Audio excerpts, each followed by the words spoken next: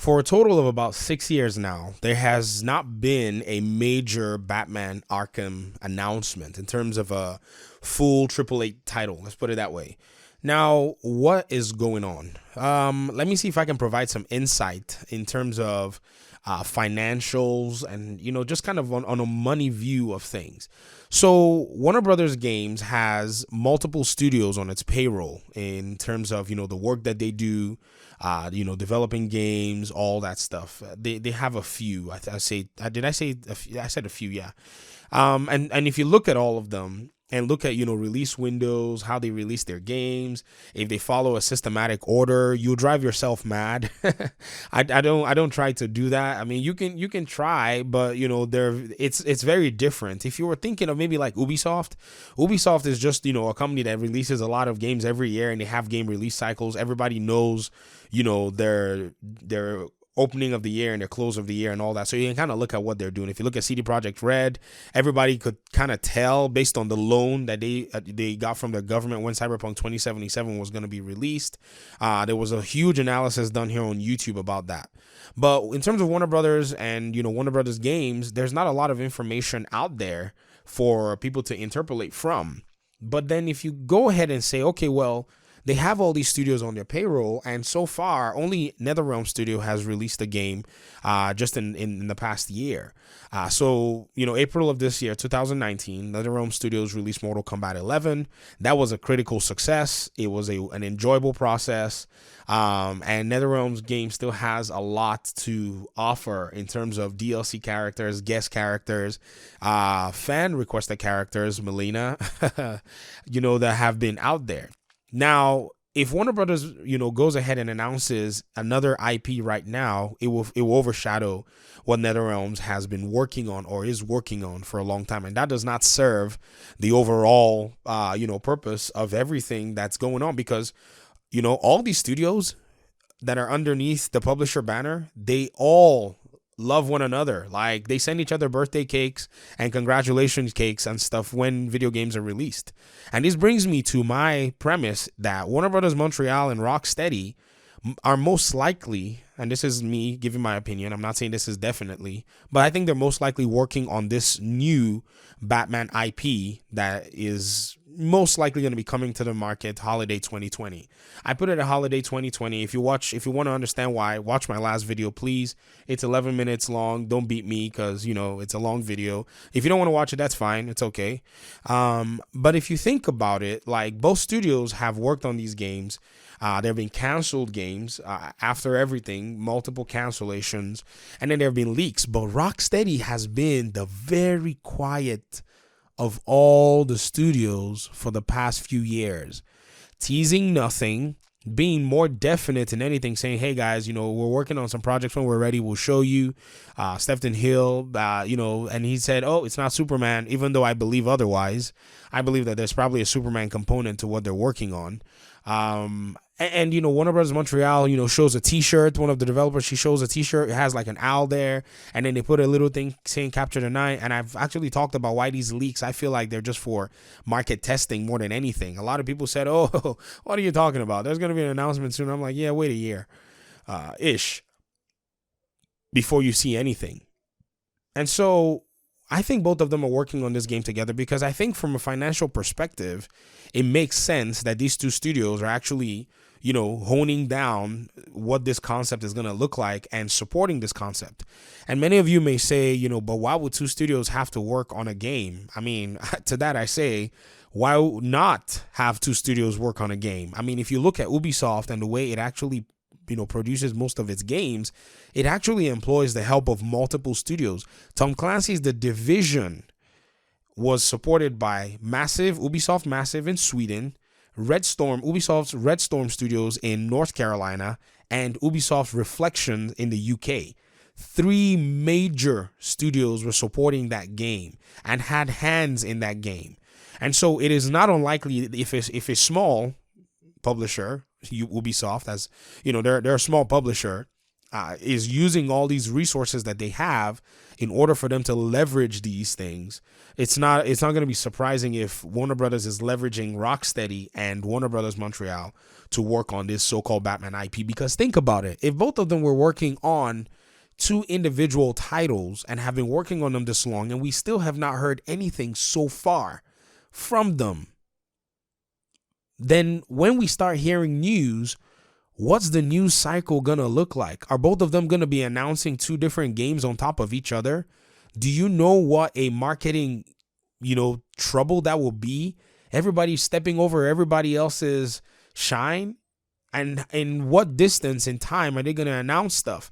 Is Warner Brothers Montreal going to announce something in holiday 2020 and then Rocksteady is going to have to wait a year or 2 years until sales are already, well on the flatline level before they announce something? So I don't think financially it makes any sense. In fact, what I think is the cancellations that we've seen have probably been to make both studios work together to bring a game to the market. Why would both of them have had a meeting at E3? I think it was like not the past E3 this year. I think 2018 E3. They were like, oh, was it this one? One of them. They were like, oh yeah, we're excited to show our friends what we're working on and blah blah blah blah blah blah blah. Maybe they were coming around to just sit down and say, hey man, this is where we are in the project. Perhaps they're working on two different phases of a project, because the rumors have said that there's probably going to be a multiplayer component to this. And I think this might be one aspect of looking at it.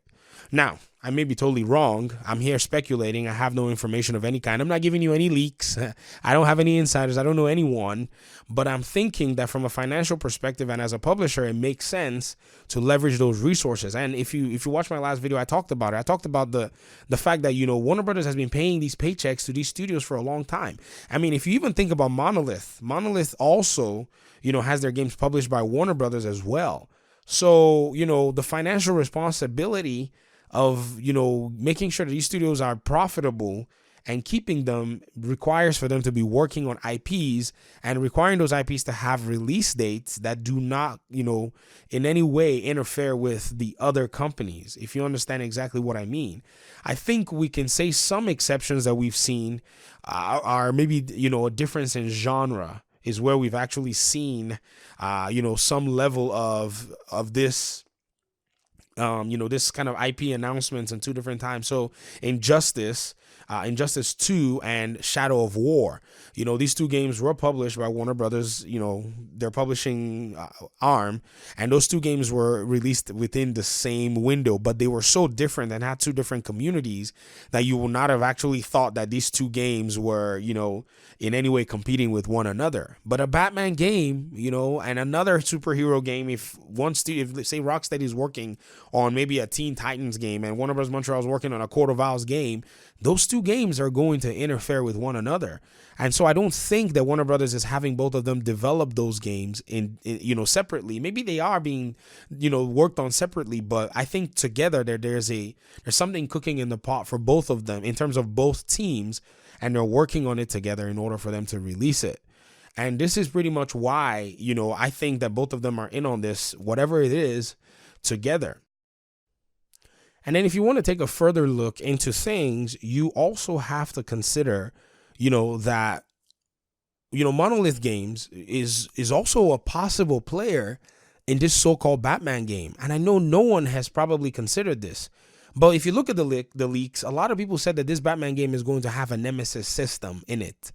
Now, the only other Warner Brothers, affiliated studio that uses the Nemesis system is Monolith. Monolith that did Shadow of Mordor and Shadow of War. And they do have a Nemesis system there. Nemesis system is where, if you die from a boss, the boss gets stronger. Or, if you take out a boss, the boss can come back in terms of maybe using some kind of whatever, or the boss can somehow harm you because there are consequences to your actions in that sense. And there are other things about a Nemesis system as well. If you go and take out a head of somewhere, somebody else will fill in that person's position. All that is a Nemesis, based system that Monolith has been using for a while.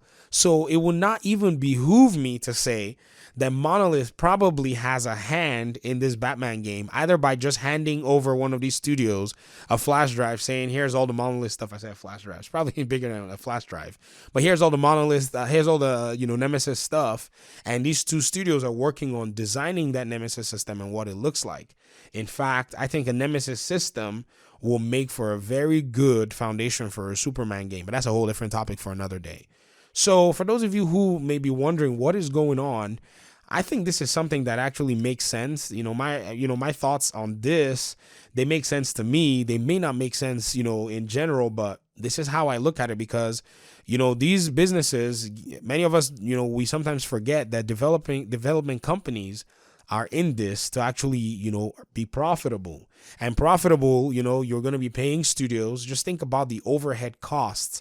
Developers are not, they're not cheap to keep, on a payroll, and so, yeah, sure, they use contractors and all that stuff, but still, though, you still have studio heads, you still have all kinds of things that you have to be taking care of financially.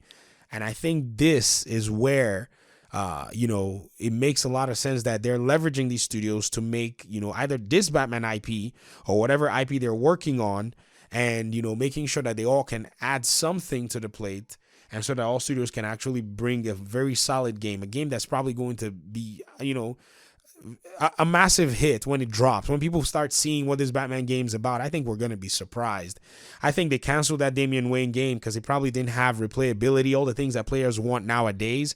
I don't think it had those things, and I don't think, the good old Riddler system would have worked for people. I think people would have revolted against that. So we're probably going to be seeing an RPG style Batman or, DC superhero coalition game coming out that's been worked on by multiple studios, that's going to be supported by multiple studios.